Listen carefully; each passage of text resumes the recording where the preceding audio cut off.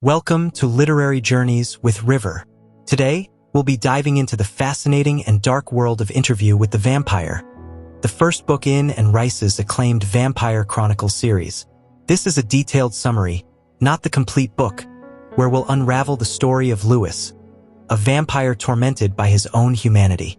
Get ready for a journey filled with mystery, horror, and deep reflections on immortality. Part 1. The story begins in a dark room, dimly lit by the streetlights outside. A young journalist is waiting there, anticipating the arrival of the vampire who has agreed to share his life story. The atmosphere is tense.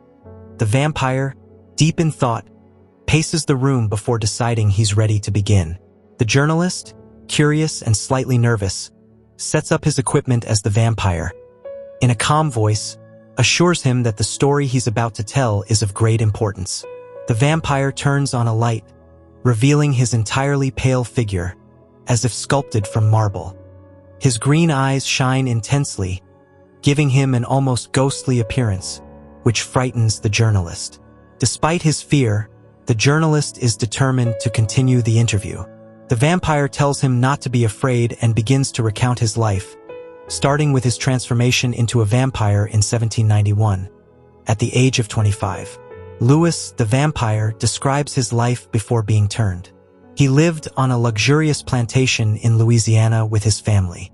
Life there was opulent yet primitive, a contrast they deeply appreciated. However, his younger brother, a devout and somewhat peculiar young man, did not share this appreciation.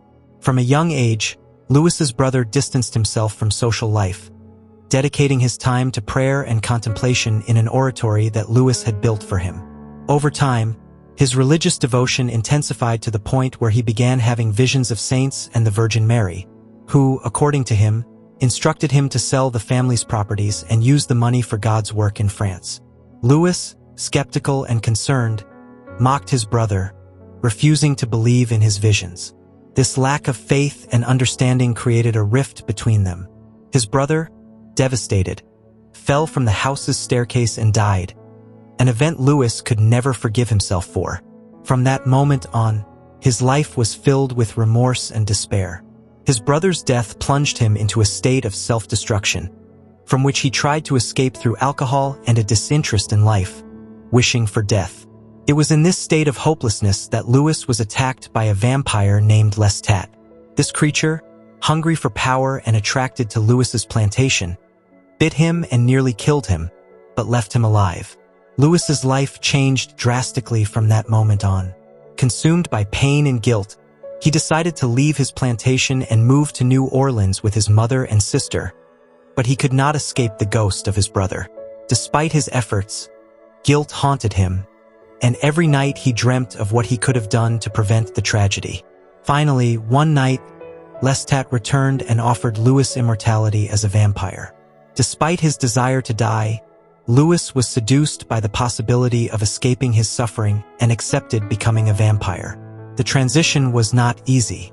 Lestat forced Lewis to witness and participate in the death of his plantation's overseer, an act that horrified Lewis but was necessary to complete his transformation.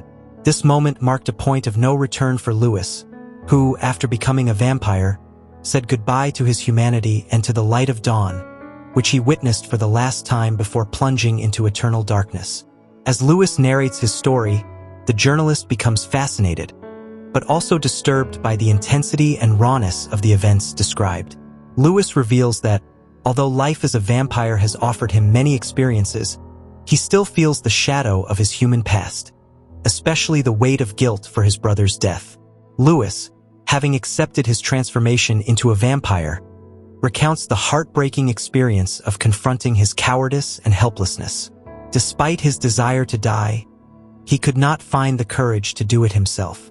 Just at that moment, Lestat, with a mix of manipulation and power, approached Lewis and enveloped him in an embrace that combined a disturbing mixture of tenderness and dominance. Lestat's eyes, bright and supernatural, reflected an unsettling beauty that captivated Lewis, unable to resist. Lestat, determined to complete Lewis's transformation, bit him violently, overpowering any attempt at resistance. Lewis describes the strange mix of sensations he experienced as he lost blood. The light in the room became a golden, vibrant mass as Lewis's consciousness faded. In that moment of extreme weakness, Lestat opened a wound on his own wrist and offered his blood to Lewis, demanding that he drink. Lewis, trapped between terror and a strange attraction, drank the blood, experiencing a series of sensations that deeply connected him with Lestat, as if their hearts were beating in unison. This moment was decisive, marking the true bond between them as vampires. After this ritual, Lewis began to perceive the world in a completely new way. His vision sharpened, colors became more vibrant, and sounds clearer. Lestat, who had once been a terrifyingly pale figure, now shone with a vitality that Lewis had never perceived before. However, as Lewis began to experience the wonder of his new existence, he also faced the physical pain of the transformation, with his human body dying slowly while his vampiric essence emerged. The first night after the transformation was chaotic for Lewis. Lestat, with his typical indifference, explained that he must sleep in a coffin, something that terrified Lewis. However, he soon realized that his fears were remnants of his human life, as death had profoundly altered his perception. Though disgusted by Lestat's proximity, Lewis shared a coffin with him, an experience that he found strange and disturbing. Upon waking, Lewis realized that he no longer saw Lestat as an extraordinary being. The admiration he had felt for him had vanished, leaving only a feeling of indifference. Lewis understood that, although he still depended on Lestat to learn how to live as a vampire, he had surpassed his master in many ways. This realization marked a profound change in Lewis, who was now determined to live his new existence with a reverence that Lestat could never comprehend. Returning to Pointe du Lac was a reminder of the chaos that reigned on the plantation after the overseer's death. Lewis, now more detached and cold, made quick and calculated decisions to restore order, relying on the slave's ability to manage operations. However, this detachment did not prevent him from noticing the growing distrust of the slaves toward him and Lestat, who were beginning to suspect that their masters were not ordinary beings. That night, Lestat forced Lewis to commit his first murder as a vampire, choosing a runaway slave as his victim. Lewis, horrified by the idea of killing, tried to resist, but succumbed to the act of drinking blood. The experience was a mix of repulsion and ecstasy, a rite that deeply connected him with death and revealed the dark power he now possessed. However, this experience also left him with a deep disdain for Lestat, whose frivolous and ruthless attitude contrasted with the reverence Lewis felt for life, even in his new form. As the night wore on, Lewis realized that Lestat was not the master he needed. Although he had learned the basics of vampiric life, he understood that he must find his own path, guided by respect for life and death, rather than Lestat's cruel indifference. With this resolve, Lewis decided to live his new existence with care and attention, determined to learn and experience every aspect of his immortality with the same intensity with which he had experienced his death. Lewis continues his tale, describing the tense relationship he maintained with Lestat after his transformation into a vampire. The friction between them intensified, especially when Lewis, overwhelmed by his new existence and by the disdain he felt towards Lestat, began to rebel against his dominance. Lestat, with his characteristic sarcasm, tried to remind Lewis that, although he couldn't stand him, he needed his knowledge and experience to survive in the world as a vampire. However, Lewis, increasingly convinced that Lestat was not the mentor he needed, decided to distance himself from him as much as possible. Lestat, always seeking to maintain control, insisted that they share the same room during the day to minimize risks and facilitate their survival. But Lewis, determined to put distance between them, ignored Lestat's warnings and chose to rest in his brother's oratory, a place that, until then, had been filled with pain and memories for him. In doing so, Lewis experienced a profound change. For the first time, he fully accepted his vampiric nature and allowed himself to distance himself from the human feelings that had tormented him. He closed the oratory's door, lay down in his coffin, and, surrounded by the images of saints on the walls, finally felt complete in his new existence. Lewis describes how Lestat, despite his cruelty and disregard for human life, taught him practical skills necessary for his survival, such as traveling by boat and managing his finances. Lestat, although efficient in worldly matters, lacked the emotional and philosophical depth that Lewis sought. Lewis began to study Lestat with a mix of fascination and repulsion, recognizing that his mentor was nothing more than an empty man, incapable of understanding the true richness of life and death. Life at Pointe du Lac became a macabre routine, with Lestat hunting and killing humans every night, while Lewis, unable to accept such brutality, fed on animals. Lestat particularly enjoyed hunting young people in the prime of life, seeing them as trophies in his revenge against the mortal life he had left behind. This hatred towards humanity prevented Lestat from experiencing the pleasures of vampiric life in a deep and meaningful way. A notable example of Lestat's cruelty was his obsession with a young planter named Fernier, whose life was crucial for the survival of his family. Despite Lewis's attempts to stop him, Lestat killed Fernier just after he won a duel, ruining the lives of his sisters, who depended entirely on him. Lewis, horrified by Lestat's insensitivity, went to the Fernier house to try to help Babette, the eldest sister, take control of the plantation. In a risky encounter, Lewis presented himself to Babette as a supernatural figure, urging her to take her deceased brother's place and save the plantation. Thanks to her courage and determination, Babette overcame the tragedy and became a powerful figure in the region. Over time, the tension between Lewis and Lestat became unbearable. Disgusted by Lestat's brutality, Lewis began to distance himself further, seeking ways to lead a more dignified vampiric existence. However, he could not completely free himself from Lestat, as he still needed his knowledge to survive. As time passed, Lewis realized that the only way to find peace would be to separate from Lestat, but doing so would mean facing great dangers.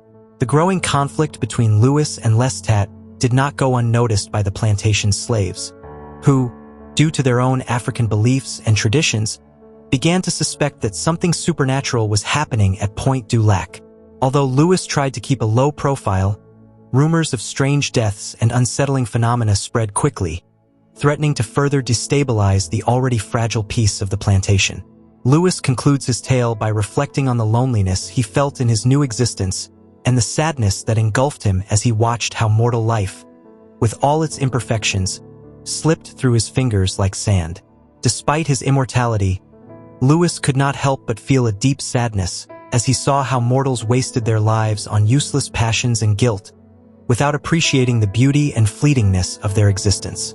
This sadness, though painful, provided him with a new perspective on life and death, and pushed him to seek a way to live as a vampire with dignity and respect for life, something Lestat could never understand. One hot night, as Lewis walked through the plantation, he overheard a worrying conversation among the slaves through the open doors of the overseer's cabin. The slaves had begun to suspect that Lewis and Lestat were not ordinary human beings. They whispered about how they had seen them dining with empty plates and goblets, laughing with pale faces in the candlelight, and how the blind old man was a poor fool at their mercy. Through the keyholes, they had seen Lestat's coffin, and one of the maids had been brutally punished for spying through Lestat's bedroom windows. The slaves were convinced that Lewis and Lestat were demons. They attributed to their presence the strange deaths of the slaves, livestock, and even the floods and storms, believing they were punishments from God against these supernatural beings. Even more troubling, the rumors were already spreading to other plantations, meaning that soon the entire coast might be aware. Lewis decided that his time at the plantation was over. However, when he confronted Lestat about the need to leave, Lestat was stubborn and defiant, declaring that he would not let a group of slaves decide his fate. The already tense relationship between Lewis and Lestat intensified when Lestat, instead of taking Lewis's warning seriously, mocked him, calling him a coward and dismissing his efforts to maintain a human facade. Lewis, fed up with Lestat's destructive behavior, demanded that he check on his father's condition, who was gravely ill, and make a decision about their future before the slaves rebelled. When Lewis went to see Lestat's father, he found the old man in the final stages of his life, suffering a slow and painful death. Unlike the quick and almost painless death that Louis had experienced as a vampire, the death of Lestat's father was a cruel reminder of human fragility and suffering. While the old man begged Lestat to come closer to talk to him, Lestat responded coldly, showing a lack of empathy that horrified Louis. However, when the old man mentioned something about Lestat's childhood, about a missed opportunity to educate him in a monastery, Lestat showed an unexpected reaction, a mix of anger and despair, revealing the deep emotional wounds he carried inside. The situation became critical when one of the slaves, Daniel, witnessed the scene and recognized Lestat for what he really was. Fearing that the slave would alert the others, Louis was forced to kill him. This act, though necessary to keep the secret, was deeply disturbing to Louis, who was already at the edge of his emotional limits. After killing the slave, Lestat insisted that Louis also kill his own father, arguing that it would be an act of mercy. Unable to bear Lestat's brutality any longer, Louis made a drastic decision: to set Pointe du Lac on fire. As the flames consumed the mansion, Louis and Lestat faced off in one final confrontation. Lestat, horrified by the destruction of his home, tried to reason with Louis, but he was determined to end his life on the plantation and his relationship with Lestat. Despite everything, both vampires managed to escape just before dawn, taking their coffins and fleeing to the Fernier plantation, where Louis hoped to find refuge.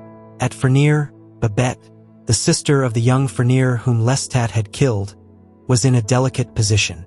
She had managed to keep the plantation afloat, but was socially isolated due to the rumors and scandals surrounding her. Louis, who had developed a deep respect and affection for Babette, had intervened in her life on several occasions, helping her from the shadows. However, that night, in a desperate attempt to save himself and Lestat, Louis went to her for help. When Louis presented himself to Babette, he did so under desperate circumstances, asking for shelter to pass the day. Babette, frightened but trusting Louis because of the help he had given her in the past, agreed to his request, though with a growing sense of fear towards him. As the night wore on, Babette began to realize Louis's true nature, leading her to lock them in a room, sealing the door from the outside. Louis and Lestat, trapped and with few options, began to discuss their future. Lestat, always driven by his desire for power and control, tried to manipulate Louis into helping him escape. But Louis, increasingly convinced that he must separate from Lestat, began to plan his future without him. During the long wait, Louis reflected on his relationship with Babette, recognizing that he felt a deep emotion for her, though it was not love in the human sense. He also realized that he had tolerated Lestat for too long, trapped by fear of the unknown and the lack of other vampires with whom he could share his existence. Finally, when Babette returned to release them, Louis realized he had to make a decision: continue with Lestat or face an uncertain but free future from his destructive influence. Despite his doubts and fears, Louis decided it was time to leave Lestat and seek his own path, though he knew the separation would not be easy or without danger. When Louis insisted on getting the carriage, he noticed that Babette was beginning to lose consciousness, almost as if she were under a trance that he had not intentionally caused. Babette, horrified, whispered that Louis was a demon's emissary.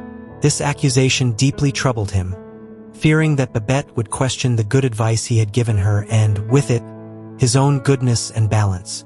Lestat, attracted by Babette's weakness, grabbed her wrist, causing her to drop the lamp, spilling oil and spreading flames. Lestat forced her to get the carriage while Louis tried to intervene. As they moved through the dark yard, Babette resisted helping them. Louis persuaded Lestat to let him handle the situation, fearing that if he couldn't calm Babette, she would reveal their identity to everyone. Babette, full of fury, called him Satan. Louis, disturbed by the hatred she felt towards him, tried to remind Babette that he had always acted for her good, but she was terrified by the horrors that had occurred at Pointe du Lac, where the slaves had told horrifying stories about what they had seen. Despite Louis's desperation to make Babette understand that his intentions were pure, she was convinced he was an evil being. At that moment, Louis realized that the endless night he lived as a vampire was empty and desolate, an existence he could neither understand nor accept. Babette, frightened, tried to push him away, but eventually agreed to help him. With great sadness, Louis watched as Babette climbed the stairs, murmuring prayers and clutching a lamp, still terrified by the idea that Louis was a creature of the devil. In a moment of desperation, Louis shouted that he didn't even know if he came from hell or what his true nature was. In response, Babette attacked him with the lamp, covering him in flames. Lestat quickly extinguished the fire that engulfed Louis with his jacket. Despite the physical and emotional pain, Louis confronted Lestat when he grabbed Babette again, managing to save her from a worse fate. With eyes full of fury and sadness, Louis reminded Babette that he could have killed her, but he didn't. Shortly after, Lestat and Louis fled to New Orleans, leaving behind the chaos and destruction at Pointe du Lac. Lestat, unfazed, continued his life of excess, killing a man after promising him money for a room in a hotel. Louis, exhausted and overwhelmed by his thirst for blood, was in a state of despair, longing for death, but knowing he needed to feed. While Lestat pressed on, full of vitality after his killings, Louis walked across the rooftops in search of rats, trying to resist the urge to kill humans. The tension between Louis and Lestat reached its climax when Louis decided that he had to leave Lestat. Despite his fear of the unknown, Louis knew he could no longer live this way. However, Lestat, with his usual manipulation, tried to convince Louis to embrace his vampiric nature. Lestat argued that vampires were predators and that Louis should accept his fate, which consisted of killing to survive and enjoying the power it granted him. Louis, caught between his humanity and his vampiric nature, realized that he could no longer rely on Lestat for answers about his existence. Determined to discover the truth for himself, Louis expressed his desire to find other vampires around the world, convinced that there must be others like him. However, Lestat warned him that vampires were solitary killers, jealous of their secrets, and that they would kill him if they considered him a threat. As the conversation progressed, Louis understood that his relationship with Lestat was broken, and that his only path to truth and inner peace would be leaving behind his former mentor. He knew he had to face his nature, but he also recognized that his journey was far from over, and that the search for his identity would lead him down dark and dangerous paths. Louis, filled with resentment, finally confronted Lestat, telling him he wasn't his slave, though deep down he knew he'd been in that position all along. Lestat, with his usual coldness, asserted that vampires could only multiply through slavery, a slavery he himself had imposed on Louis. As this happened, Lestat tormented a young woman, trapping her in a macabre game of terror inside a coffin, relishing the suffering he caused her. Louis, unable to bear Lestat's cruelty, felt increasingly trapped in an existence he couldn't endure. Though he tried to distance himself from the scene, Lestat skillfully manipulated him, reminding Louis that he too was a vampire, just as bloodthirsty as any of their kind. When the young woman tried to escape, Lestat asked Louis if they should turn her into a vampire, to which Louis responded with a resounding no. Despite this, Lestat continued torturing the girl, forcing her to face her inevitable death. In a moment of despair, Louis gave in to his vampiric nature and drank from the young woman, knowing she was beyond saving. As he did, Lestat tried to console him, saying he would only find peace by repeating this act night after night, a fate from which there was no escape. Later, Lestat took Louis to a foster home, where they found the girl he had left with her dead mother. This child, whom Lestat named Claudia, was kidnapped by Lestat and taken back to the hotel where they were staying. There, Lestat convinced Louis to drink from the girl, awakening in him a deep desire to possess her. Louis, unable to resist, gave in to his thirst for blood, and though he didn't kill her, he allowed Lestat to complete the transformation of the little girl into a vampire. Claudia, now an immortal creature, became the bond that would keep Louis tied to Lestat. Though she was just a child, her new nature made her ruthless and lethal, sharing Lestat's thirst for blood. Louis, on the other hand, continued to struggle with his nature, unable to fully accept what he had become. Claudia's presence radically changed the lives of the two vampires, cementing a dark and twisted bond between them. Lestat, as cunning as ever, used Claudia to ensure that Louis wouldn't leave him. Claudia, with her childlike beauty and newfound ferocity, became a relentless killer under Lestat's tutelage, while Louis, though he participated in the killings, continued to resist accepting his fate as a vampire. The lives of the three were marked by the constant tension between Louis's vampiric nature and his yearning for a humanity he knew he could never regain.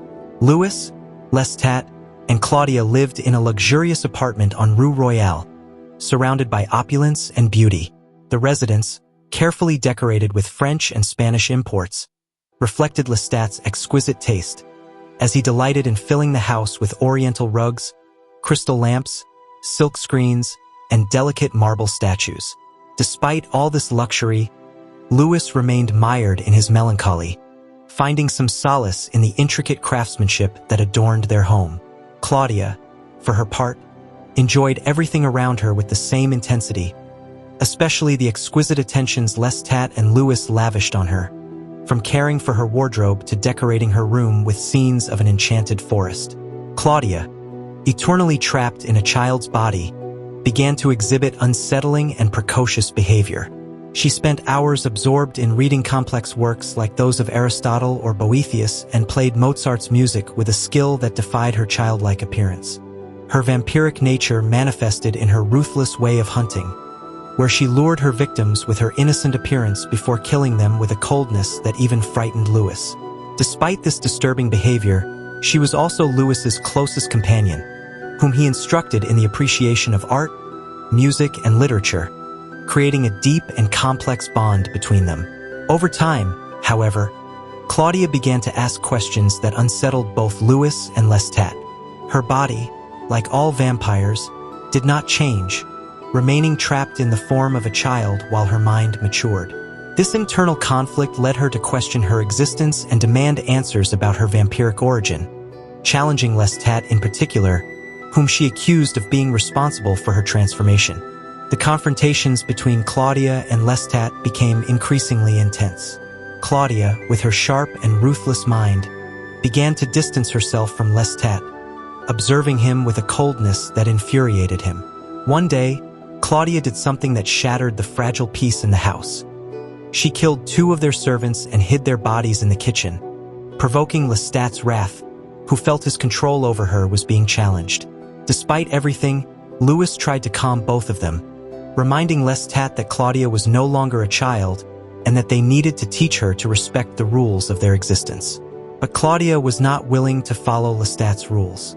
Her curiosity about her origin led her to confront him directly, asking him how she had been turned into a vampire and why. Lestat, enraged, threatened to destroy her if she didn't stop asking questions. However, Claudia was not intimidated and continued investigating, delving into books on occultism and vampire mythology in search of answers. The tension in the house became unbearable. Lestat, growing more paranoid, began committing notorious murders in the city to distract himself, while Louis, torn between his love for Claudia and his fear of losing her, tried to maintain the peace. Claudia, for her part, began to demand more from Louis, asking him to accompany her on her nocturnal hunts and tell her everything he knew about their vampiric condition. Finally, Claudia confronted Louis directly, demanding to know if he or Lestat had turned her into what she was. The question, laden with pain and desperation, left Louis speechless. Claudia, sensing that Louis was hiding something from her, was filled with deep anger and sadness, which led Louis to try to comfort her and soothe her anguish, though unsuccessfully. Claudia's days as an innocent child were long gone. She was now a creature tormented by unanswered questions, trapped in a body that would never change, but with a mind desperately seeking to understand her existence. Louis took Claudia to the house where he had first found her, a place that held the dark memories of his human past. With a voice laden with remorse, he explained how he had found her clinging to her dead mother's body, desperate to hold on to the life slipping away from her. He confessed that, at that moment, he had also felt a mix of compassion and vampiric hunger, a need that led him to feed on her. Claudia, horrified and betrayed, realized that Louis was not just her protector, but also her executioner. Upon hearing this truth, Claudia ran away, unable to process what she had just discovered. Louis chased after her, fearing he would lose her forever. But when he finally caught up to her under the light of a street lamp, she looked at him with disgust, accusing him of having stolen her mortal life. Louis tried to explain that it was Lestat who had turned her into a vampire to save her. But the young vampire, with a mix of hatred and resignation, declared that she hated them both. Though deeply hurt, Claudia returned to the mansion, gathering small sprigs of lavender with an unsettling calm. Louis, desperate not to lose her, confessed everything he knew about her transformation and about Lestat, trying to repair the damage he had caused. Claudia, with a disturbing coldness, responded that she did not hate him and reassured him, though her mind was already focused on something else. Time passed, and Claudia began to see Lestat in a new light. What once seemed charming in him now became unbearable.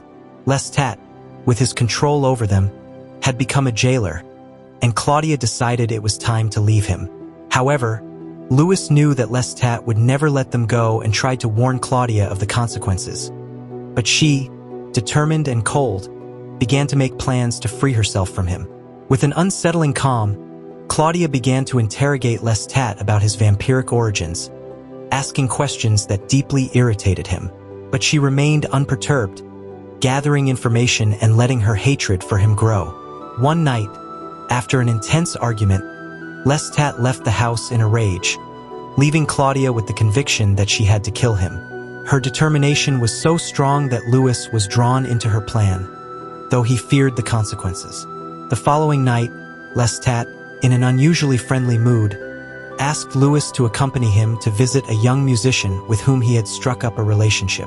Lestat seemed genuinely fond of the young man, but Louis, consumed by the tension of Claudia's plans, refused the invitation, which enraged Lestat.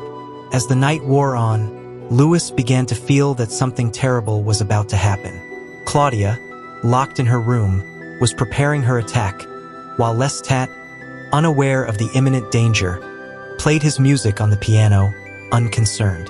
Lestat, visibly agitated, asked Louis if he thought he had killed the young musician, insinuating that Louis's refusal to accompany him had been the reason for the musician's death. Louis, trying to remain calm, replied that he hadn't, knowing that Lestat rarely shared his kills with him. However, Lestat continued with his macabre game, stating that he enjoyed the idea of being able to kill the young man whenever he wanted, feeding his own excitement with the power he had over others' lives. As Lestat played the piano, Claudia entered the room, her presence charged with palpable tension. She approached Lestat, who greeted her with a mix of irritation and mockery, suggesting that she was an insufficient vampire and that he needed another companion, a brother who would entertain him more. Claudia, without losing her composure, offered him a gift to make amends. Intrigued, Lestat decided to follow her. Claudia led Lestat to a room where she had prepared a deadly feast.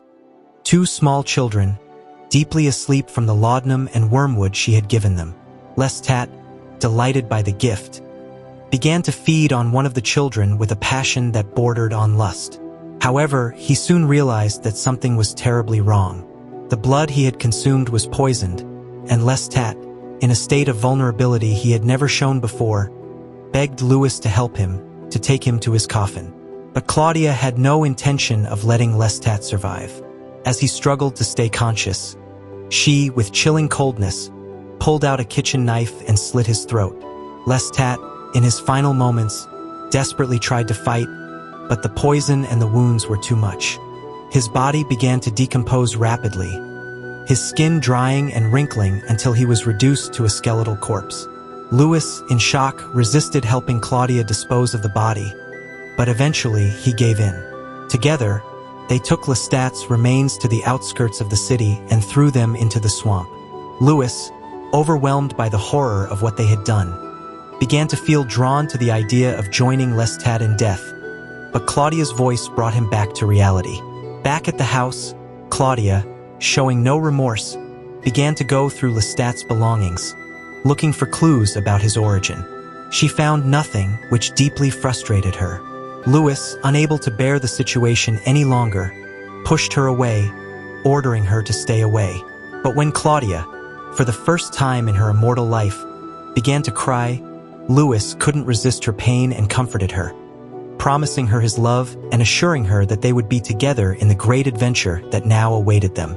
Louis, consumed by despair and guilt, wandered the streets until he found himself in the cathedral, where a disturbing vision led him to confront his own cursed nature.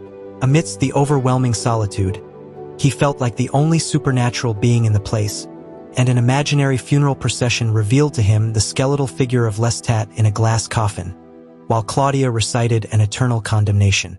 Overwhelmed by loneliness and loss, Louis was confronted with the horrible reality of his immortal existence, condemned to wander the world without redemption. Louis was in the cathedral, absorbed in his thoughts, when an elderly priest surprised him, asking if he wanted to confess. Although he initially refused the offer, he decided to follow the priest to the confessional, where, almost hopelessly, he began to recount his sins, confessing the murders he had committed over 70 years and revealing his vampiric nature. The priest, incredulous and offended, left the confessional, accusing Louis of mocking him and his faith. But when Louis confronted him, showing his true nature, the priest was overcome by fear. Desperate, the priest tried to free himself, but Louis, consumed by anger and hatred, killed him, drinking his blood on the steps of the altar.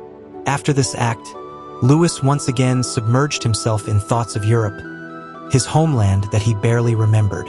He felt a powerful pull to return, fueled by memories of his youth and the desire to seek out his roots.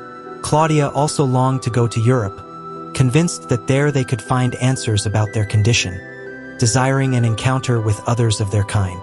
Although Louis shared this desire for discovery, his relationship with Claudia was increasingly marked by her inhumanity and the feeling that, although they were united, they were profoundly different. In the days leading up to their departure, an encounter with a young musician shook Louis. This young man, in whom Lestat had shown a particular interest, appeared at their home, pale and emaciated, with 2 marks on his neck.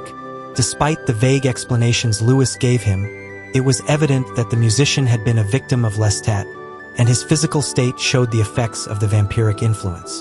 The night before they left, Claudia and Louis said goodbye to New Orleans, walking through the streets one last time, immersing themselves in the memories of the city that had been their home for so many years. The atmosphere in the city was heavy with nostalgia, with familiar scents and sounds evoking a mix of sadness and melancholy. Upon returning home, Claudia, visibly shaken, confessed that someone had followed her. Looking out the window, Louis saw the musician, now turned into a vampire, watching them from the street. But the real terror began when they heard familiar footsteps on the stairs. Lestat, who had survived the murder attempt, had returned. Lestat, deformed by his wounds, burst into the house, full of fury. Louis, desperate, tried to stop him by setting the room on fire. However, Lestat, though weakened, did not surrender easily. Claudia also fought, striking him with all her strength. As the room turned into an inferno of flames, the vampire musician tried to enter through the window, adding to the chaos. Amid the confusion, Louis and Claudia managed to escape, running through the dark streets of New Orleans. They found themselves alone, wounded and exhausted, but alive, having left behind the horror that had almost destroyed them. Louis spent the night on the deck of the French ship Mariana, watching the bustle at the New Orleans docks as the dockworkers labored and the luxury cabin parties continued into the early hours. He was exhausted and terrified but vigilant, convinced that if Lestat had survived the fire, he might appear at any moment. However, Lestat never came, and when the ship finally set sail before dawn, Louis felt a mix of relief and lingering terror. Although they were far from Lestat, the image of his disfigured face and mysterious resurrection haunted Louis, making him question the true nature of their immortality and whether they could ever truly be safe. During the voyage, a strange fever began affecting the ship's passengers. Some fell ill, showing signs of weakness and unexplained marks on their bodies, and eventually died in their sleep. The bodies, light and dry as if they had been dead for days, were thrown into the sea during several burials throughout the journey. Lewis, fearful of this fever and wanting to avoid the other passengers, remained isolated, gazing at the stars from his cabin and sinking into deep reflections on existence, God, and Satan. Claudia, on the other hand, remained cold and calculating, showing no remorse or fear, which reminded Lewis more and more of Lestat. Claudia, in her unperturbed nature, discussed with Lewis how Lestat might have survived the fire. She speculated that, despite his deplorable state, Lestat had managed to gather enough strength to seek life in the creatures of the swamp and eventually regain some of his vampiric power. For Claudia, Lestat's death was undeniable.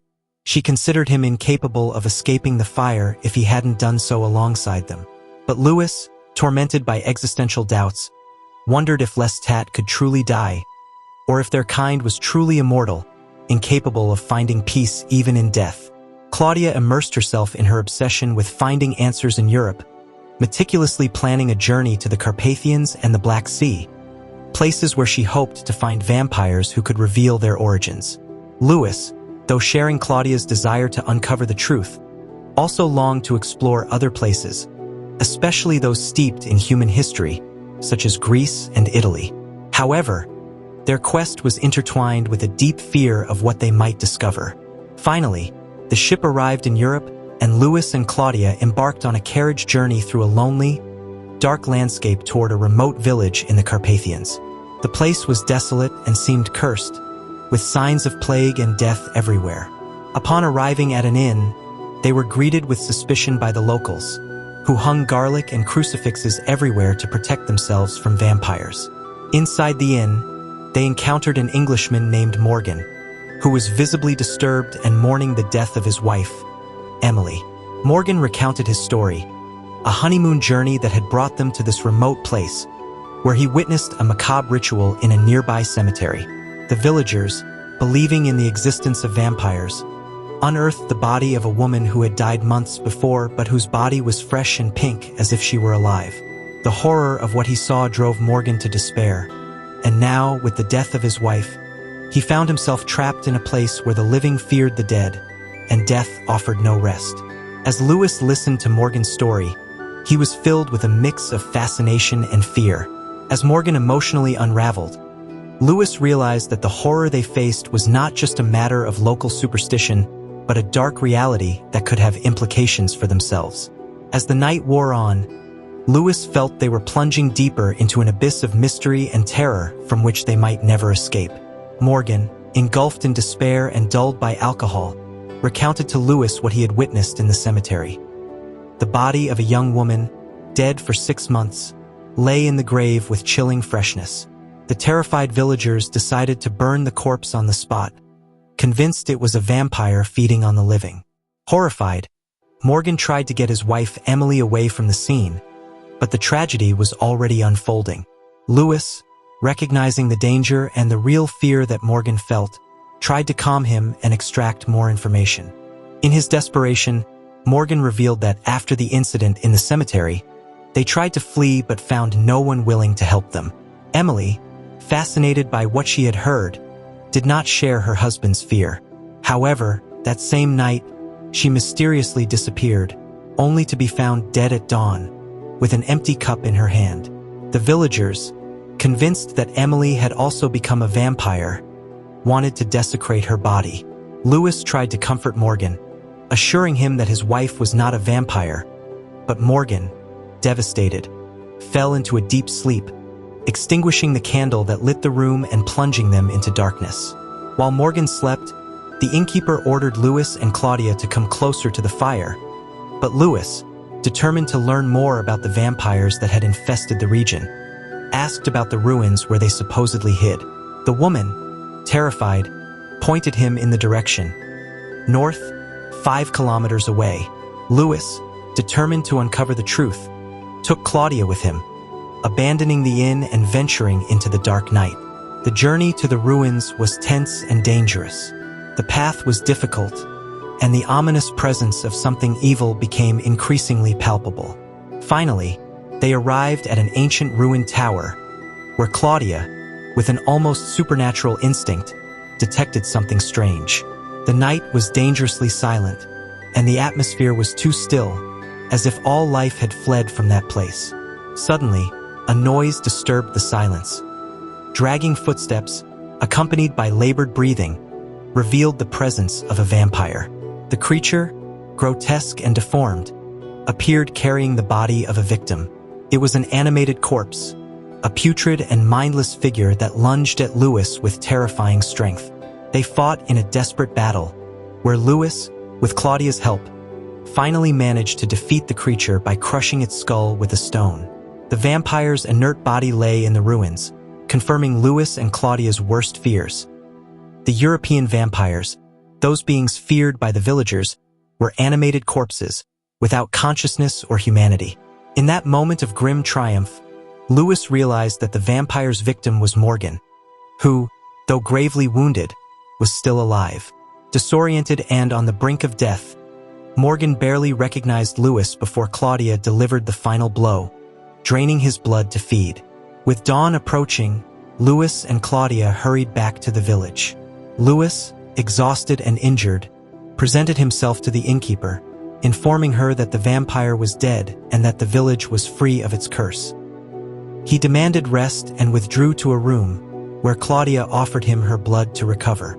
Lewis, however, was already deeply affected by what they had experienced and sank into a dark and heavy sleep. In the days that followed, Lewis and Claudia continued their journey through Eastern Europe, exploring towns and villages in search of more vampires. Each time they found one, it was the same: animated corpses without mind or soul, trapped in a monstrous existence. These vampires, far from being the wise and powerful beings they had hoped to find, were mere shadows, decaying bodies clinging to a life that was no longer life. The hope of finding answers in these old-world vampires faded, leaving Lewis and Claudia with deep despair and growing uncertainty about their own existence. Lewis, immersed in despair and tormented by his memories, found himself at an emotional crossroads. Although he tried to convince himself that Lestat had been a vampire without mysteries or hidden wisdom, he couldn't stop his mind from constantly returning to him. In the dark nights of Eastern Europe, Lestat's presence remained palpable, as if he were still beside him, playing the spinet in their old home in New Orleans. This spectral presence made Lewis long, against his will, for Lestat to be alive. To Lewis, Lestat was still the only vampire with whom he had had a real connection. Claudia, on the other hand, had a more practical view of their situation. She sought answers about the nature of the vampires they had found in the rural graves, creatures devoid of intelligence.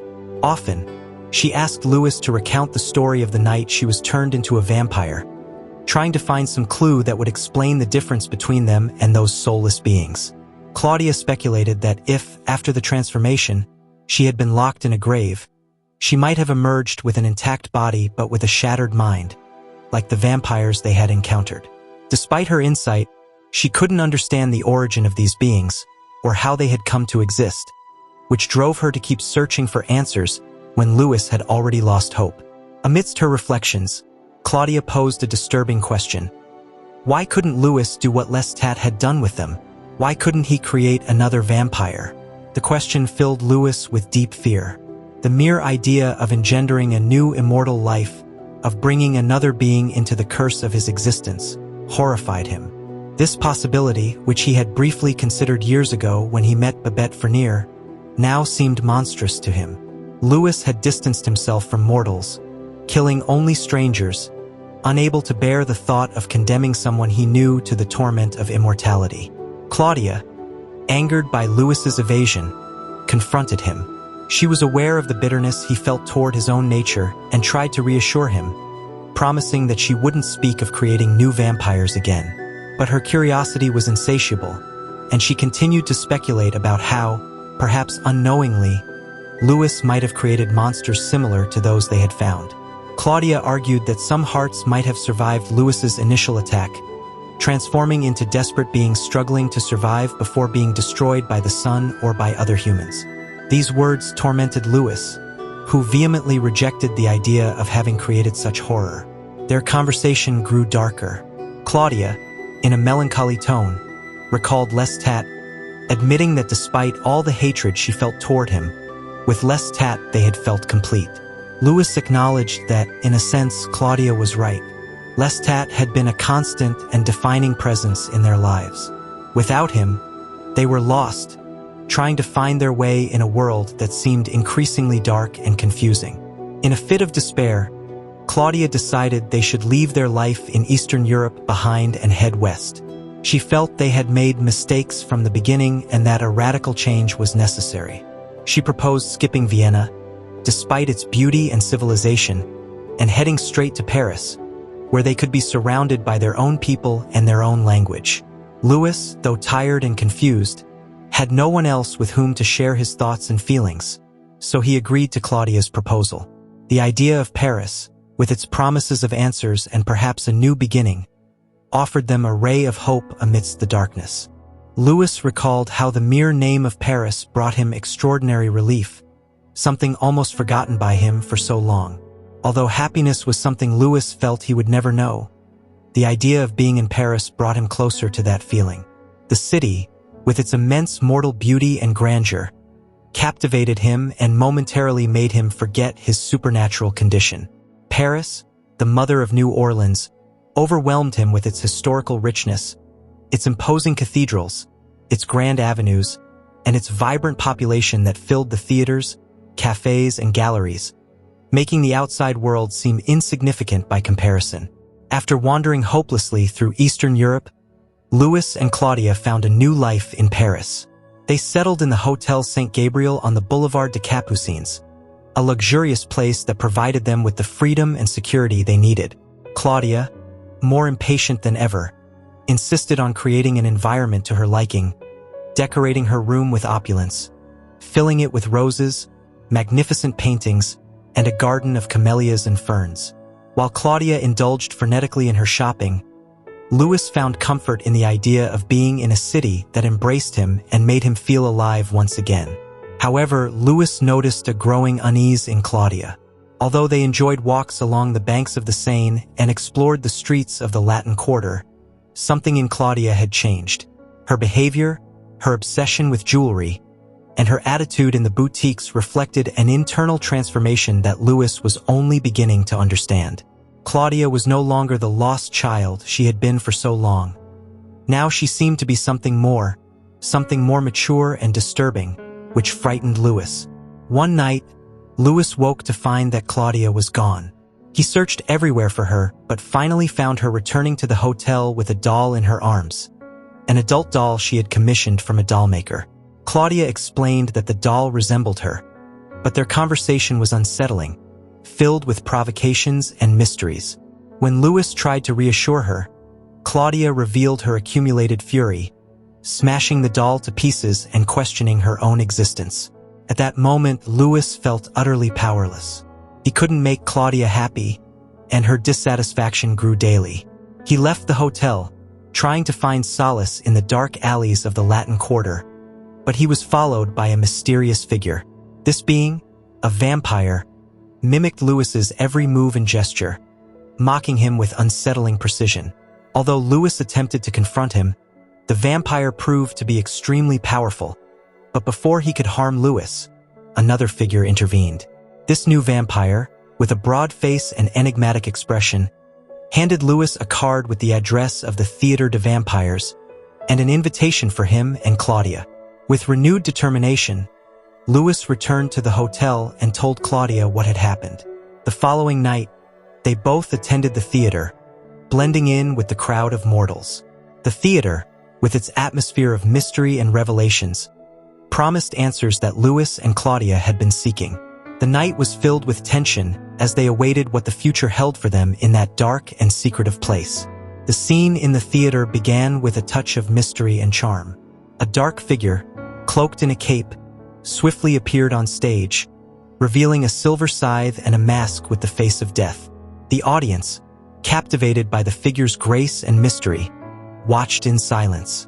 The appearance of a hunched old woman carrying a basket of flowers added a touch of melancholy. Her attempt to approach death ended in a chase across the stage, provoking some laughter from the audience. However, Lewis did not enjoy the spectacle or the laughter. Something in the performance deeply disturbed him. As the play progressed, Lewis realized that the white hand wielding the scythe and mask was not part of a costume. It was the hand of a vampire. When the figure removed the mask, revealing a pale and malevolent face, Lewis understood that he was looking at one of his kind. This vampire was the same one who had attacked him in the Latin Quarter. As the show continued, the entrance of a young woman on stage captured the audience's full attention. Majestic and lost, her beauty was overwhelming, causing the audience to react with fear and awe. This woman, evidently not a vampire, was entirely at the mercy of the vampire, who, with a mix of fascination and malice, began to approach her. The interaction between the young woman and the vampire was intense and charged with emotion. He offered her death as a relief from the horrors of life and old age, while she, desperate, begged for her life, unable to conceive the idea of dying. The tension in the audience grew as the vampire attempted to convince the young woman that death was inevitable and that it would be better to embrace it at that moment. Lewis, watching this scene, felt a deep fury and an uncontrollable passion for the beauty and terror emanating from the young woman. Finally, the vampire bit the young woman, and the theater filled with her scream of pain as the other vampires approached to share in the feast. Lewis, in the balcony, felt his own body respond to the sight of the act, with a hunger and a need he could barely contain. Claudia, beside him, remained motionless, completely absorbed in the spectacle. When the play ended and the lights came on, the magic was broken, and the audience began to leave the theater. However, Lewis and Claudia stayed, watching in silence until they noticed the presence of Armand, the vampire who had given them the theater invitation. Armand, with an almost hypnotic calm, guided them through the theater to an underground room. As they walked down a corridor, Lewis noticed the macabre murals covering the walls, depicting scenes of death and damnation. These paintings, so vivid and disturbing, pushed him to the brink of delirium. Finally, they arrived in a small room where Armand left them alone with a young mortal. Lewis, caught in a mix of confusion and hunger, gave in to his instincts and bit the young man, experiencing a surrender he had never felt before. When he finished, Lewis found himself once again in the room with Armand and Claudia, both observing him calmly. Armand, in his soft and soothing voice, revealed his name and welcomed them to his home. He was the leader of the vampires in Paris, and Lewis realized that what he had experienced that night was only the beginning of an encounter with forces he did not yet fully understand. Lewis, consumed by uncertainty and speaking with a voice he barely recognized as his own, expressed to Armand the fear that he and Claudia felt of being alone. Armand's response was calm, almost hypnotic, leading Lewis into a deep conversation about the nature of evil and the existence of God. Claudia, though she remained silent, followed the conversation with her eyes, her gaze reflecting a mechanical understanding of the situation. Armand, with his unsettling serenity, posed philosophical questions that Lewis could not ignore, challenging his understanding of evil and the purpose of his existence. Lewis, tormented by doubts about the origin of vampires, wondered if they were creatures of Satan.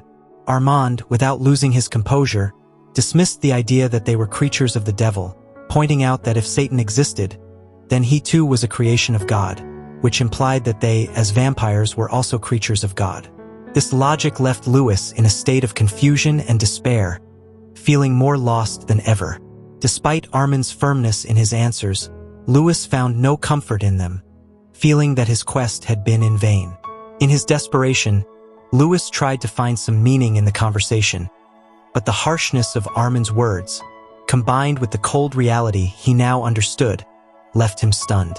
As the conversation progressed, Lewis began to see Armand as an extremely powerful and wise being, whose serenity and control were unattainable to him. Even so, Armand's words, far from calming Lewis, led him to an abyss of sadness as he realized there was no transcendental purpose in his existence as a vampire.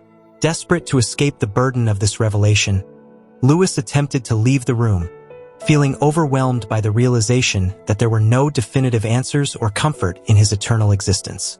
But before he could leave, he was confronted by Santiago, the actor vampire, who intercepted him on the stairs. Santiago, with a much more sinister and mocking attitude, tried to extract information from Louis about his past, but Louis, growing more suspicious, resisted his questions, protecting his secrets. Soon after, Armand reappeared, carrying Claudia in his arms. The little vampire seemed lost in thought, oblivious to what was happening around her. Armand, with a swift and forceful gesture, pushed Santiago aside, reaffirming his control over the situation and warning Louis not to answer any more questions about his origin. In the room where the other vampires gathered, Louis felt surrounded by dull, monotonous figures who shared his existence but not his despair. Claudia, for her part, showed her cunning by asking if there was any crime among them, to which Santiago replied that the only crime among vampires was to kill one of their own, which provoked a reaction in Claudia, who laughed and dismissed the matter coldly. The chapter concluded with Louis and Claudia leaving the theater. As they walked through the rain back to their hotel, Claudia, in a burst of fury, expressed her hatred for the vampires they had sought so desperately. Back in their room, Louis, exhausted and dejected, tried to find peace in the luxury of the Hotel St. Gabriel, but he knew, deep within, that he was trapped in a lie, unable to escape the truths he had discovered that night. Claudia, filled with latent fury, confronted Louis with a sense of imminent danger. While Louis tried to calm her, affirming his love for her and his commitment not to abandon her, Claudia challenged him, insinuating that he would leave her for Armand if the latter asked him to. The tension between them intensified, and Claudia revealed that Armand, without needing to say a word, had insinuated that she should die and leave Louis. This only fueled Louis's internal conflict, who, despite everything, remained deeply attached to Claudia because of the love he felt for her. The following night, Louis decided to confront Armand, convinced that, among all the vampires in the theater, he was the only one he could trust. Upon arriving at the theater, he found Armand in the company of a young human, who was dining while Armand watched him with a mix of desire and control. This scene, laden with tension and symbolism, contrasted with the inner torment Louis had experienced years earlier when he longed for human life. During the conversation, Armand admitted that he had warned Louis not to reveal his origins because he suspected the other vampires, especially Santiago, were looking for an excuse to destroy them. Armand, though powerful, acknowledged that his authority was not absolute, and that maintaining peace with the other vampires required not confronting them openly. However, he also urged Louis to use his own inner power to protect himself and stand firm against any threat. Louis, torn between his desire to trust Armand and his fear for Claudia, found himself in a dilemma. Armand offered him a safe way out of the theater but also warned him to be cautious and not to let his emotions lead him astray. Despite Armand's words, Louis felt deep sadness and loneliness, realizing that his love for Claudia and his growing attraction to Armand were tearing him apart. That same night, Louis wandered through the streets of Paris, trying to escape his feelings. In a state of fury and hunger, he found a drunken man and followed him to his home, where he finally succumbed to his thirst for blood. Despite killing the man, Louis felt overwhelmed by the sight of his own portrait, painted by the victim, which reflected a version of himself that he no longer recognized. This act of violence only increased his anguish, leaving him trapped between his desire for humanity and his vampiric nature. Upon returning to the Hotel St. Gabriel, Louis found Claudia with a woman named Madeleine, whom Claudia had brought there with the intention of turning her into a vampire. Claudia, desperate to have someone who could understand her situation, urged Louis to transform Madeleine. Louis, initially horrified by the idea, was pressured by Claudia, who expressed all her accumulated hatred and resentment, revealing the deep pain she felt for being turned into a vampire at such a young age. Finally, Claudia made it clear that she would no longer endure her existence without companionship and demanded that Louis transform Madeleine, threatening to destroy herself if he didn't. Louis, caught between the love and hatred he felt for Claudia, was forced to make a decision that would change their lives forever. Madeline, confused and almost in a trance, stood at the entrance of the room with one hand on her throat, moving like a puppet lost on stage. Meanwhile, Claudia had gone to retrieve something and returned with an immense doll.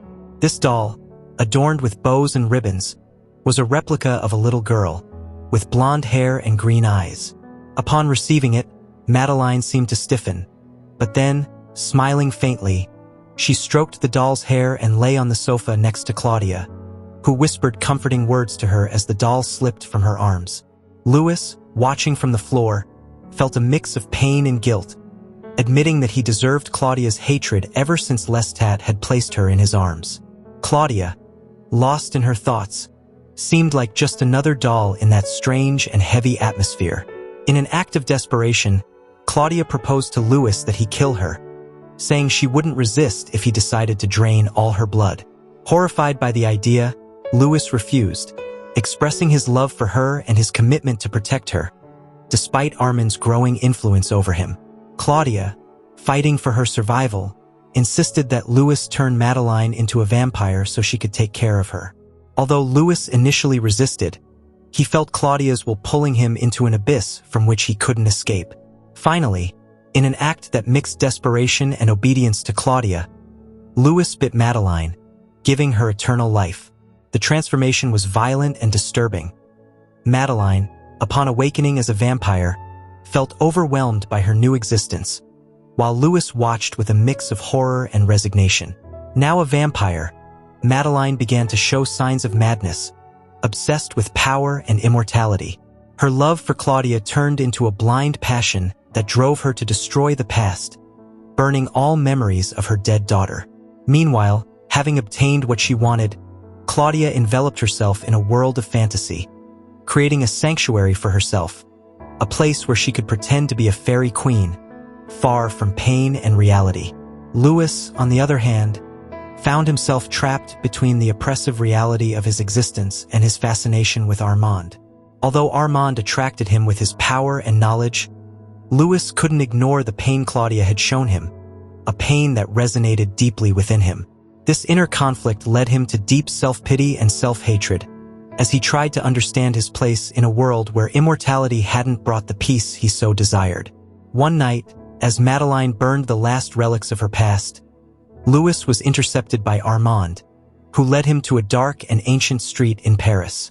Together, they climbed a tower, with Armand urging Louis to recognize and use his vampire powers. At the top of the tower, Louis confronted the reality of his transformation, feeling Armand's presence as an inescapable power that consumed him, leaving him in a state of constant excitement and fear. Louis felt a strange relief upon entering the damp room in the tower, despite the odd atmosphere surrounding it. From there, he could see the silver rooftops and the tops of the trees extending toward the distant avenue. The room seemed as damp as the night itself, and Armand, with a serenity that bordered on the grotesque, began to make a fire using oak chairs as kindling, breaking them easily, demonstrating his vampiric strength. Louis watched Armand with a mix of attraction and fear. Armand, with his angelic appearance and no evident human traits, fascinated him in an almost terrifying way. As the fire crackled, Armand sat by the fireplace, while Louis let himself be caught by the warmth of the room, feeling his boots dry by the heat. Louis remarked that he could hear the inhabitants of the house, to which Armand replied that they needn't worry, as no one would venture to the tower until the next day, if they even saw the smoke. Armand spoke about his connection with the Theatre de Vampires, revealing that he used the tower to be alone, away from the influence of the other vampires. The conversation turned more personal when Armand confessed to Louis that he wanted him more than anything in the world. Louis, surprised and disarmed by this declaration, found himself overwhelmed by the vision of a life shared with Armand, feeling a mix of desire and fear. Armand continued, saying he had waited for Louis because he saw him as the only hope to connect with the 19th century and revitalize himself. Louis, struggling with his feelings, admitted that he had turned Madeline into a vampire to free himself from Claudia and be with Armand. However, the act had left him filled with guilt and self-hatred. Armand revealed that he had influenced Louis to do so, using his power to manipulate him. Though furious at the manipulation, Louis couldn't deny his attraction to Armand. As the night wore on, Louis and Armand discussed the nature of immortality and the despair that many vampires faced upon realizing they couldn't adapt to the constant changes of the world. Armand confessed that his love for the vampire who created him was more a memory than a current emotion, and that the only thing he truly desired was to stay connected to the current era through Louis. Overwhelmed by the intensity of his emotions, Louis decided that he still couldn't leave Claudia and Madeline. Despite Armand's pressure, he refused to follow him at that moment, promising to do so when the time was right. Armand accepted his decision but insisted that Claudia and Madeline must leave Paris, as the other vampires were watching them closely and had strong suspicions. When Louis returned to the hotel, he found Claudia waiting for him. Aware of his attraction to Armand, she asked him if he truly knew what he wanted. In a moment of sincerity, Louis confessed that he wanted Armand, but also admitted his fear of leaving Claudia. She, in a gesture of affection and resignation, promised him that she would always be there for him, though deep inside, she feared for Louis's future. The moment of calm was suddenly interrupted when a group of vampires, led by Santiago and Celeste, burst into the room. In a desperate attempt to protect Claudia and Madeline, Louis fought fiercely against the attackers. However, the vampires' superior numbers overwhelmed him, and he was eventually captured along with Madeline. Both were taken to the Theatre des Vampires, where Louis, injured and beaten, found himself face to face with Lestat, who had survived and now demanded Claudia's surrender. Lestat, his face scarred but still imposing, unleashed a mix of horror and despair in Louis, who tried to appeal to his former creator's humanity to save Claudia. However, Lestat's intentions were clear. Claudia had to pay for what she had done, and Louis found himself trapped in a situation from which he saw no escape. Louis was stunned to hear Lestat insist that he must return with him to New Orleans. Lestat, consumed by desperation, tried to persuade him, but his words were incoherent, and his mind was unhinged. Santiago, watching the scene, seemed to enjoy the chaos, while Madeline cried and pleaded. The tension in the room escalated when a coffin was dragged in. Louis realized they were preparing to bury him alive. Louis tried to reason with Lestat, appealing to his humanity and offering to return with him if they spared Claudia. But Lestat, dominated by his anguish and obsession, could not be persuaded. Meanwhile, the vampires closed the coffin over Louis, sealing him in darkness. Terror gripped Louis as he found himself trapped in the coffin. As the earth and bricks surrounded him, his mind filled with desperate thoughts of Armand, trusting that he would come to his rescue. Time passed slowly, and the absolute darkness within the coffin threatened to drive him mad. Finally, when he was on the brink of despair, he heard Armand's voice and the sound of bricks falling. The coffin lid opened, and the blinding light indicated that he was safe. Armand took him out of the Theatre des Vampires, but Louis realized that Claudia was not with them. Desperate, he demanded that Armand rescue her. But Armand, resigned, told him that he couldn't do it, that he didn't have the power to face the other vampires. Consumed by anger and pain, Louis decided to return to the theater, knowing that Armand would follow him. Inside the theater, Louis encountered Celeste, who gave him an indifferent look before returning to the hall where all the vampires had gathered. Lestat was there, broken and with tears in his eyes.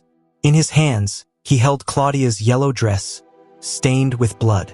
The sight of that small dress unleashed a heartbreaking scream in Louis, who, completely overwhelmed by emotion, lunged at Lestat, demanding answers. In a state of fury, Louis could barely process what he saw. Claudia and Madeline, or what remained of them, lay on the floor, reduced to ashes by the fire. The scene was too much for him, and the pain consumed him, pushing him to the brink of madness.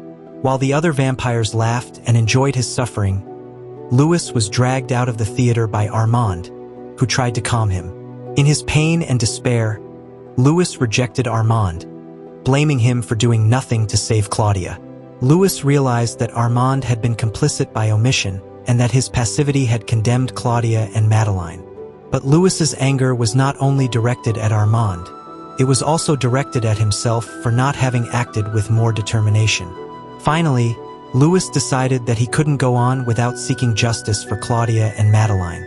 His pain turned into a cold and calculated resolution to destroy the Theatre de Vampires and everyone who lived there. He knew this would mean his death, but he was willing to sacrifice himself to avenge them. Louis set his plan in motion.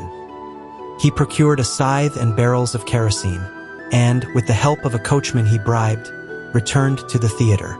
As the night faded and day approached, Louis prepared the theater for destruction. He quickly doused the entire building with kerosene, ensuring that the fire would consume everything in its path. With a torch in hand, Louis set the theater ablaze, and the building erupted in flames. The screams of the trapped vampires echoed as the fire devoured the place. Santiago was one of the first to try to escape, but Louis, with the scythe, decapitated him in a brutal act of revenge. The other vampires, surprised and terrified, were consumed by the flames.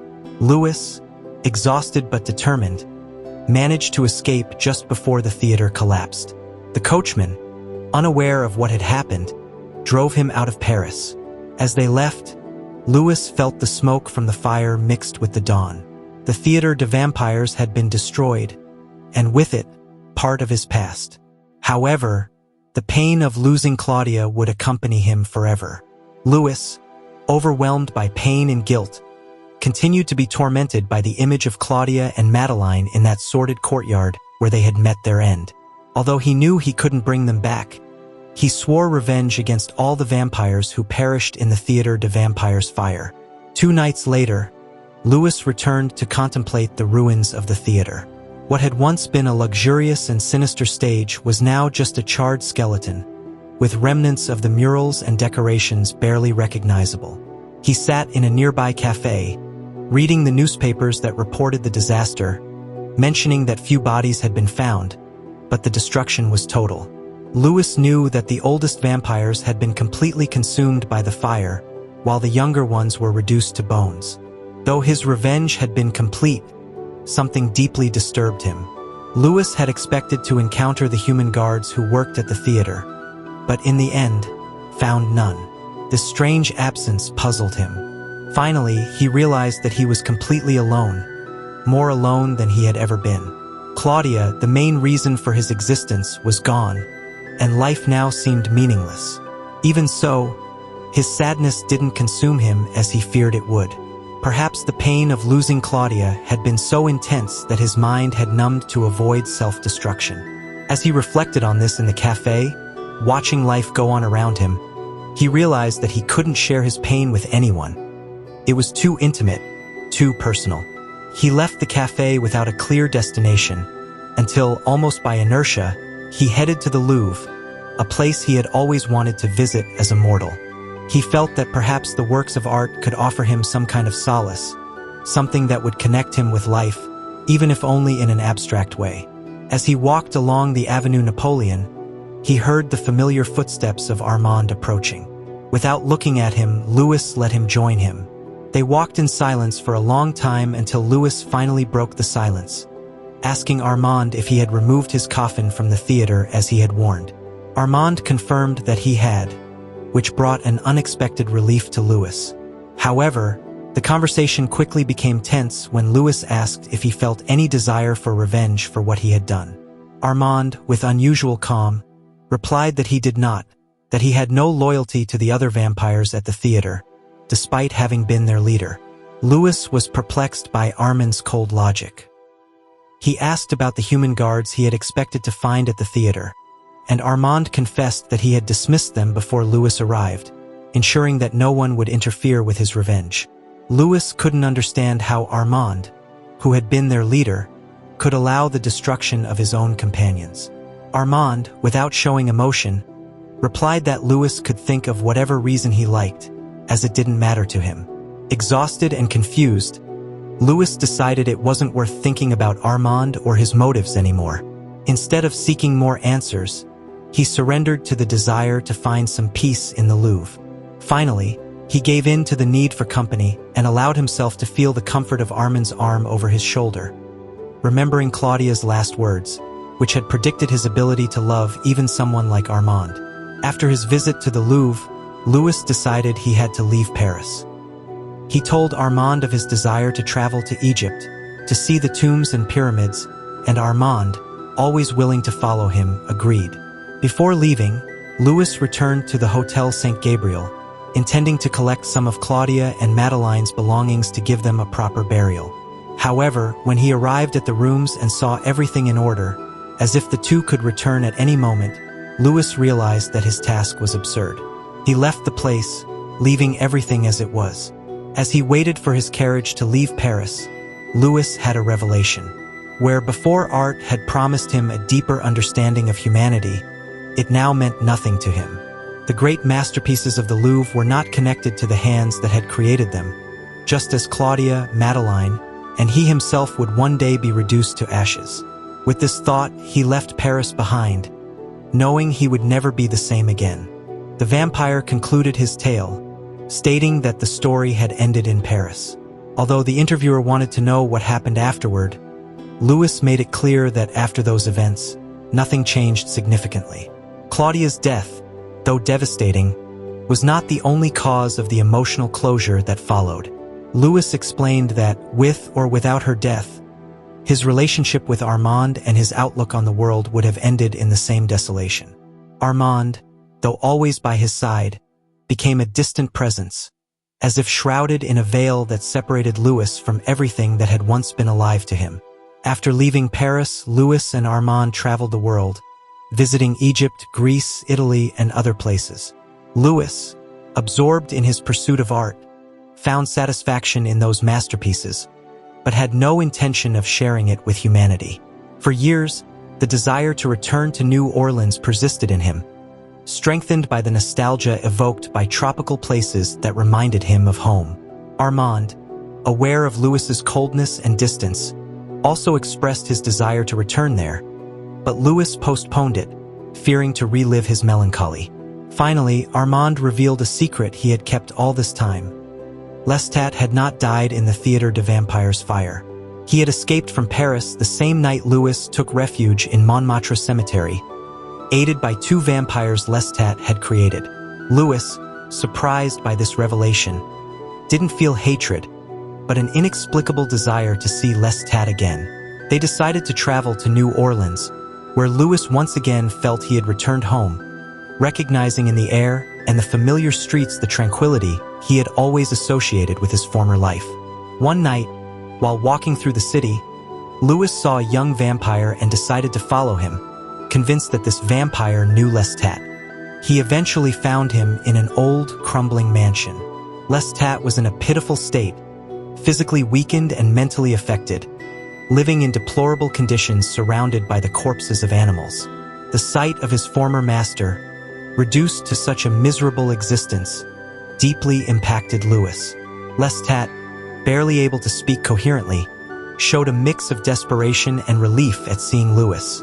Despite Lestat's pleas for him to stay, Louis refused, saying he had only come to see him. Lestat, aware of his own decline, asked Louis to help him endure his fear and suffering. But Louis realized that Lestat was no longer the powerful and charismatic being he had known, but a scared and broken one. Louis, carrying a human child that Lestat had taken, decided to return him to his crib before leaving the house. Later, Louis told Armand what he had seen. Armand, surprised by Louis's indifference to Lestat's decline, tried to understand if Louis had felt any emotion, any trace of hatred or compassion. Louis, however, only felt a deep sadness, not specifically for Lestat, but for all the things he had lost in his life. The story ended with Louis realizing that he had reached a kind of closure, though marked by loss and pain, while Lestat, the vampire who had once dominated his life, languished in an irreparable state of decay. Louis and Armand shared one last conversation by the river, where the emotional distance between them became clearer than ever. Armand, who had hoped that Louis would recover life and love after the tragedy, was distraught to see that Louis had become a cold and empty reflection of himself. Armand confessed his agony, But Lewis, unfeeling, remained unmoved.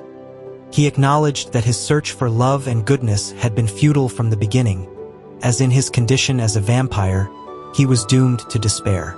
Finally, Armand silently bid him farewell, and Lewis, after a while, realized that his old companion had gone for good. In the time that followed, Lewis disposed of Armand's coffin, destroying it to sever any connection with him. A modern vampire, associated with Lestat, tried to approach Lewis, but he coldly threatened him, making it clear that he was willing to destroy any vampire who crossed his path. Lewis left New Orleans in search of an unknown place, where he could escape the pain that tormented him. The chapter closes with Lewis concluding his story before the young interviewer, who, overwhelmed by the tale, refuses to accept that it all ended in despair. The interviewer, fascinated by Lewis's story, asks him to turn him into a vampire. Lewis, surprised and filled with rage, lunges at the boy, bites his neck, and drinks his blood. Then he leaves him unconscious, feeling rejuvenated but filled with a sense of failure. When the young man wakes up, he finds himself alone and, despite the attack, becomes obsessed with finding Lestat. He writes down key details from Lewis's story and prepares to seek out the legendary vampire, determined to obtain the power he so desires. Thank you for joining us on this journey through the shadows with Literary Travels with River. If you enjoyed this summary, don't forget to subscribe to the channel for more literary content. Give it a like and share this video with other literature lovers. What do you think is a vampire's greatest dilemma? Could you live an immortal life? Let us know your thoughts in the comments. We'd love to hear what you think.